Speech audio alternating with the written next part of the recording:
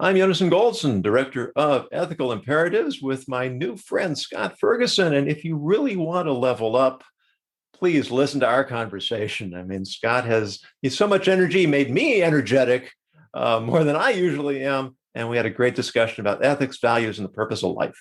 Time to shine today. Podcast Varsity Squad. It is Scott Ferguson. We're at episode 227 with my really good friend, Yonason Goldson from Ethical Imperatives. And I have pages upon pages of notes that, again, this is a free masterclass from Yonason. The man is well-traveled, man is well-versed.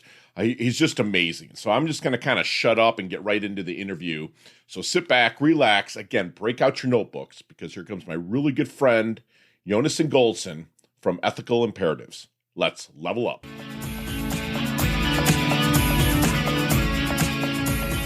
Time to shine today, Podcast Varsity Squad. This is Scott Ferguson, and I got my good friend here that was referred to me by a really good friend of mine, Finian, which you've heard his show. He rocked the mic, but Yonason Goldson, he works with leaders to create a culture of ethics that builds trust, sparks initiative, and drives productivity. He's a director of Ethical Imperatives, LLC.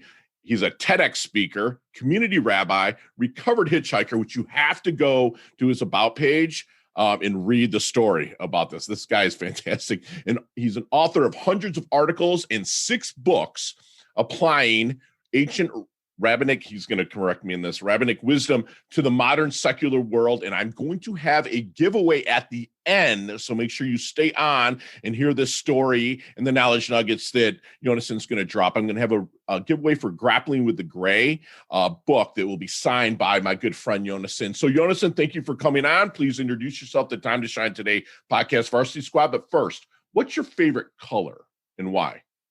My favorite color is sky blue. Sky blue. Why is that? Well, the sages tell us that blue reminds us of the sea, and the sea reminds us of the sky, and the sky reminds us of the kingdom of heaven. Yes. So there seems to be an extra step in there. Why do you have to go from the sea to the sky? Because everything physical is a reflection of some deeper spiritual truth. Wow. And if we train ourselves to look at the world that way, we won't get caught up in the illusions and the deceptions of the material world. We'll remain connected to the more important fundamental truths that make life worth living. That's Squad. He just came super strong right off the start. And that's why I knew this was going to go here. I love this guy, and you have to check out his YouTube channel. Everything will be in the show notes. Don't go there now, but make sure you hear this story. So let's get this story here, Yonason, with the kind of the hitchhiking and how it really, that kind of the base of stuff kind of started into where you're such a go-giver and helping people level up. I don't know if I've been called that before, but I appreciate that. Well, I graduated from the University of California with a degree in English. What do you do with a degree in English? I don't necessarily recommend you do what I did, but I took mine and I went hitchhiking cross country for half a year, went backpacking across Europe for half a year, and then I ended up in Israel, where, much to my surprise, through an unlikely series of events, I ended up in a rabbinic seminary, rabbinic college. And if you don't know what that is, neither did I. But it changed my entire life. I reconnected with, not really reconnected, I connected with my Jewish roots and my Jewish heritage. And I discovered this vibrant culture of deep thought, profound wisdom, and really committed community.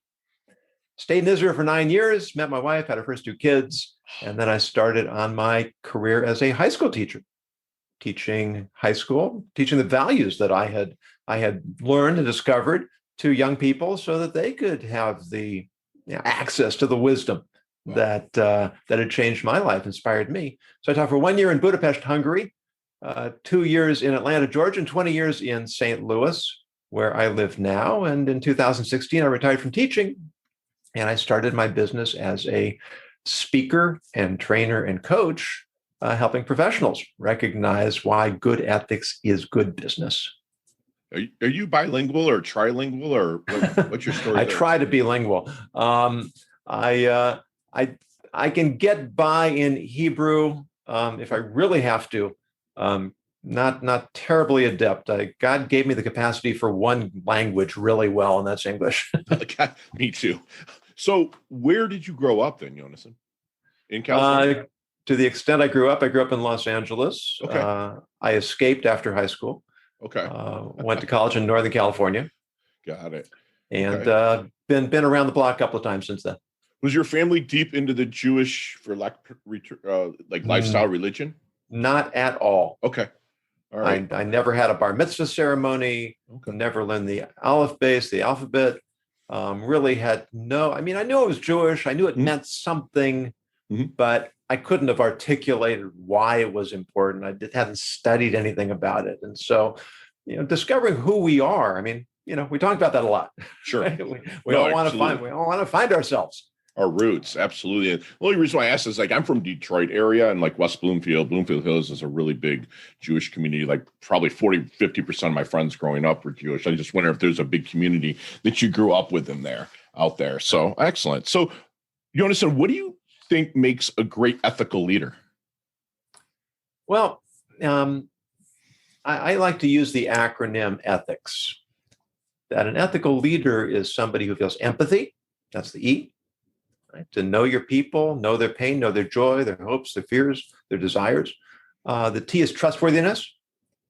And that means not only that you are trusted, but you are willing to trust others. The H is humility, which Rick Warren tells us humility is not thinking of less of yourself, it's thinking of yourself less. And it's the willingness to say, I don't know, I might have been wrong, asking for input from others so everybody feels like they're contributors. The I is inquisitiveness. Always having that sense we all want to be learners, lifelong learners. There's always more to learn, and everybody knows something you don't. Yes. The C is courage, because sometimes, being inquisitive, admitting we're wrong, that makes us feel vulnerable. Sharing power, empowering others, right? Yes. You have to be a strong person to do that. And the S is self-discipline, because this is not a checklist that you go down and mark off all the boxes. It's a process that you have to go through again and again and again. Wow, that's strong with the acronym that you use. That's beautiful. So when you're starting to work with either young people or a new group of people, now do you handle people one-to-one, Yonason, or are you more a group? Well, when I taught, it was obviously a classroom. Sure. I also work with people individually, still do. Nice. In my professional life, I love the keynote. I mean, That's my passion. There's nothing like standing in front of a large group of people, giving them information, inspiring them, entertaining them, and giving them a takeaway. The best comment I ever got in an evaluation was, I didn't look at my cell phone once. Love it. You carry that stage, man. I've watched your YouTube videos, and you're great. You interact with people. It's almost like you're being empathy. Your first E in the ethics is like you're looking through their eyeballs to you. And I really appreciate that from a fellow speaker, because that's one of the first things that I learned was actually being them while I'm up on stage and seeing that. So thank you for being awesome at that. So when you're starting to work with somebody, maybe one-to-one, Yonason, do you have any secret sauce you don't mind sharing about maybe helping them find their blind spots? It's so hard to generalize, but it all starts with listening. It's so easy to hear something, quickly identify, oh, I know what the problem is. Yes. And you have to let people talk. Yes, sir. You have to have conversations and just let it flow for a while, because very often the real problem will emerge gradually over time. Very often we don't know what our own problems are. And it's that process of exploration. I was in a taxi cab once in Israel, and one of my friends was sitting in the front seat. I was with a few other friends in the back seat, and the driver, he had an attitude. He didn't like us because we were religious, and he was going off, and I was just thinking, okay, just let's take us where we want to go, please. Go, please. But my friend in the front seat, he wanted to engage him. Ooh. And they're back and forth, and I'm just listening to all this. And then just as we're stepping out the door of the cab, he gets to the heart of the issue. where all this anger comes from and all this animosity. And I had to drag my friend out. He didn't want to leave. He didn't want to get out of the cab at that point. Finally got there. I love that. So when you're working with a client, or maybe even before you're still in the discovery period, Yonason, is there any good question that you wish they would ask you but never do? That's really interesting. Gosh, I think that what it comes down to, so many of us, we get caught up in what we think is success.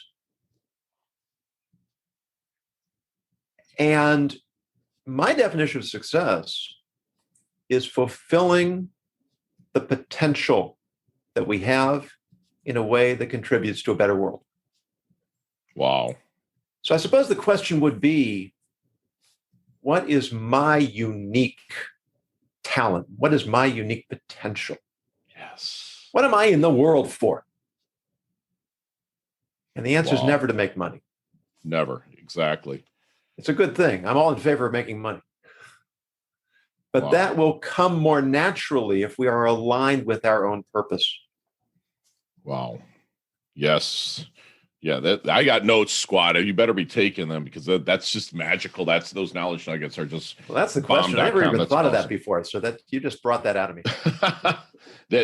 You answer it like a rock star, because a lot of people, when I ask that question, Yonason, are like deer in the headlight.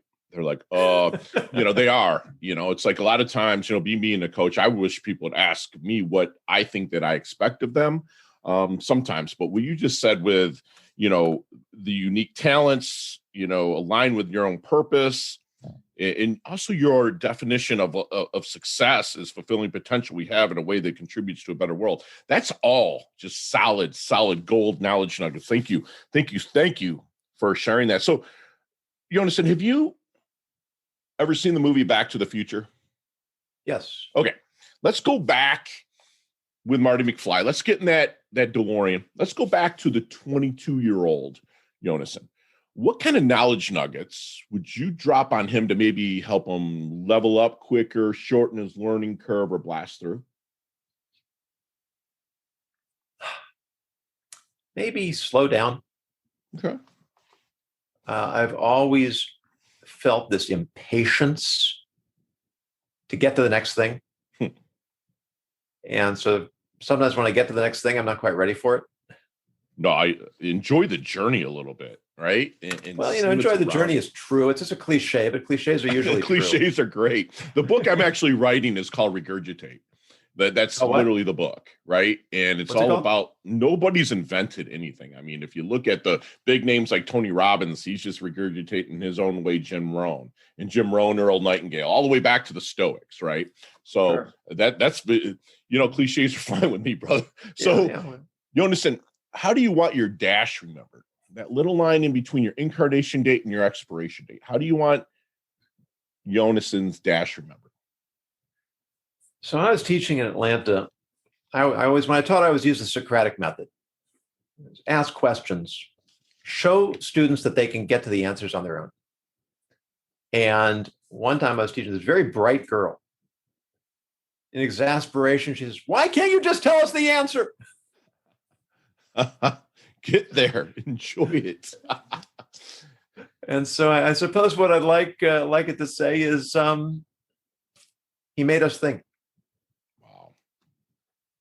Wow, that's awesome. I'm in favor of thinking. There's not enough thinking going on.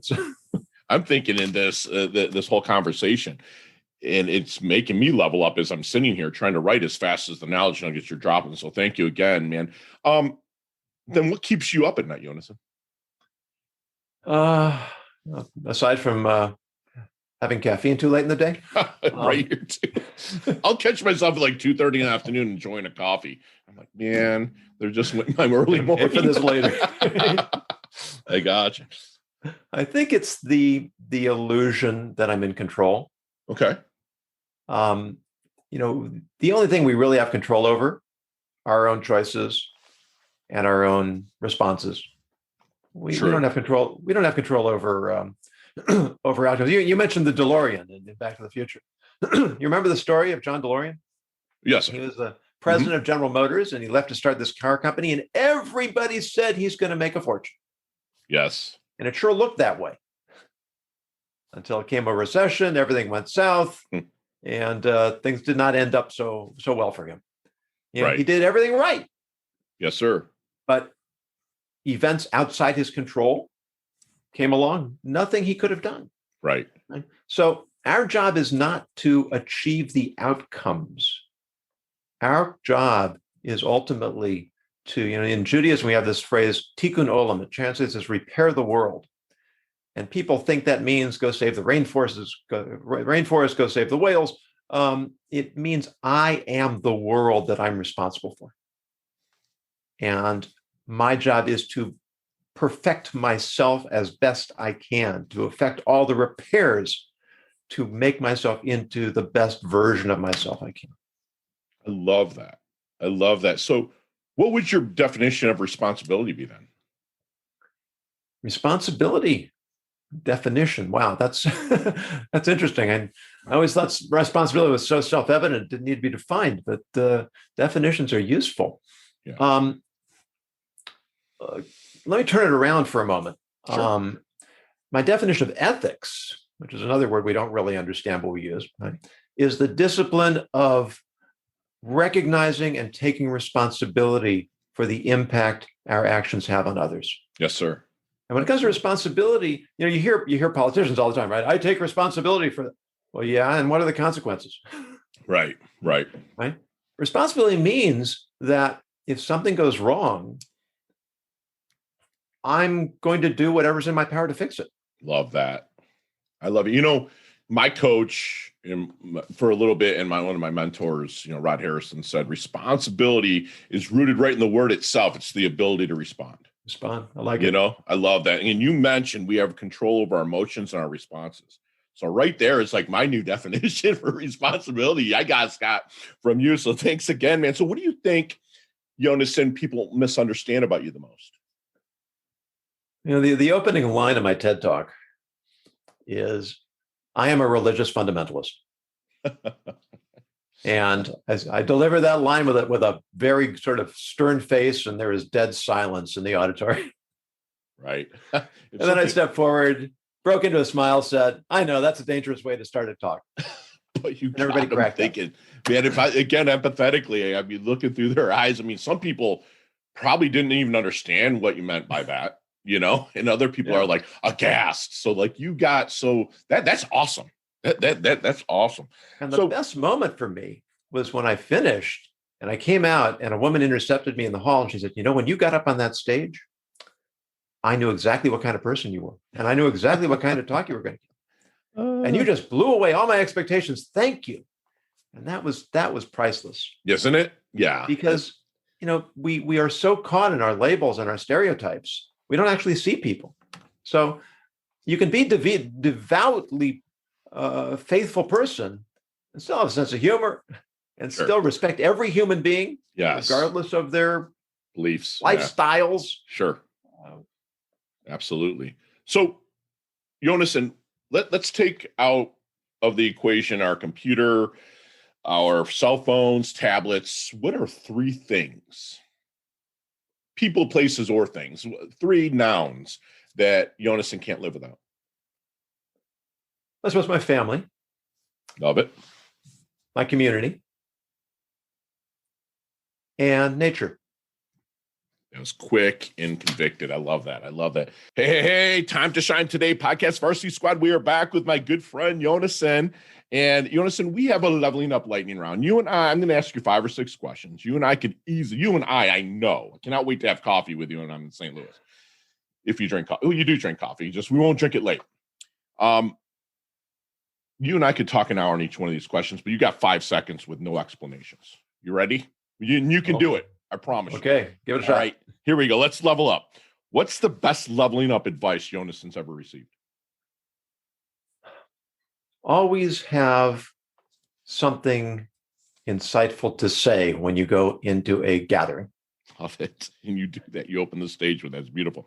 Share one of your personal habits that contributes to your success. I get up at 5:30 every morning, get dressed, and I wear a tie every day of the week. Love it. Love it. So other than your own website, YonasonGoldson.com, and of course, TimeToShineToday.com, my shameless plug, what website do you like to go to level up? Well, I'm almost embarrassed to say this or surprised to say this, but I say YouTube. Love it. I say Because YouTube or Google. That's what I say when I was asked that. They're aside all from all websites. the aside from all the garbage that's there, there Sure. is so much value that you can Yes, find there if you is. look for it and you're discerning. It's priceless. Absolutely. I compete in jiu-jitsu and for years. And, if I wish I had these videos now, I would have had so much more in my repertoire. That's awesome. So you see me, you're like, man, Fergie's just not looking right. He's in his doldrums. So outside of your book, what book would you be handing me? Book of Proverbs. Yes. Thank you. Thank you. Proverbs is the best. I read Proverbs every single day. Okay. There's 31 chapters, squad. And you know this. I did a whole podcast on it. 31 chapters. Some months have 31 days. So other than February and the other days they have 30, you have to read an extra chapter a day in the month. But man, it's like I wake up every single day and read Proverbs every day. So I have to send you a copy of my book on Proverbs. I love it. I love it. I can't wait to dig into that. So when you text, Yonason, what's your most commonly used emoji? Prayer hands. I love it. And don't lie to me on this, Rabbi. All right. So if you could stay one age physically for the rest of your life, keep all the knowledge you've garnered and still continue to gain knowledge, what age physically would you stay for the rest of your life? That is an interesting question. I guess when I was in my early 30s. Yes. Wait, not done yet. When I was in my early 30s, I was diagnosed with a heart defect that had been undiagnosed from the time I was born. So after they fixed that, then I was in better health than I'd ever been. So I'd say about 35. Love it. I love it. Thank you for saying that and being honest, because I'm 28 to 32. That's my age where right now I'm still very active, but like in my squad and my friends know I'm exactly outside of here of this podcast. Like I am everywhere, but I wish I just had that energy physically at 32. Okay. So chess or checkers? Oh, either. Yeah, I'm not really either. So is there a favorite charity and organization you like to give your time or money to?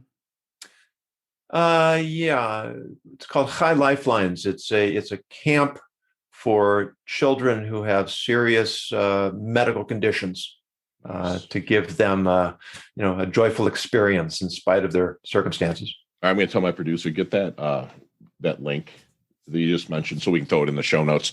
Excellent. And last question, you can elaborate on this one a little bit, Yonason, but what is the best decade of music? 60s, 70s, 80s, or 90s?